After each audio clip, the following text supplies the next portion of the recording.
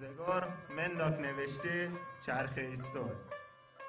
غم و شادی تحتیه آکش استای چند رازیه تش و هو عمره ساتایت از فکر زیاده کلم خره استای ادامه درس خودم افتد شیراز برگ سوزی از درخت شسکنه استای چش تل ننه لحظه جدایی گیری خط آسه مرد چله استای هر که من لحظه و چش و چشم که شوحالی بود که قلبم برزه استای گرمای دست با هنوز ما یاده کسات هاو که مسپس لزه استای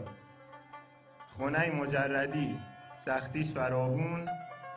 هزار کرد که از آسمون بر استای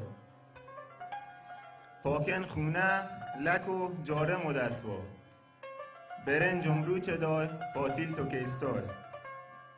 هرچی که لازمات مته خورش که مچیش آشیره بود گوشت نپاخه استای وسه ایله خوراک ظرف آورانده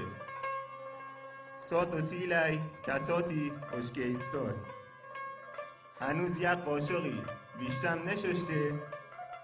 مجام شلاو بوده قوم از جخ استای عادتم هست ننه جارش ازت استام ساعتم تا ماهورستام ترک استای هوای خوش کشم تب امانی دست و لورم وزشتی شنه استای شاو یلدا اثار حس که محد نی کاکی کردم صداش آتنه استای تازه حالیم بود که از هر شو درازتر به جز یک آشنای هیچیم نوستای حسی که شزگوتام از بس ساگیات رشته شعریام های پوکه ایستای سکوت مشاوا گاشم پرش که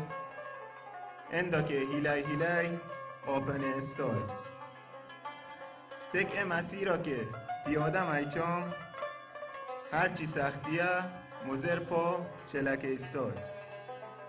رعوف و سی دعا لوش خدا که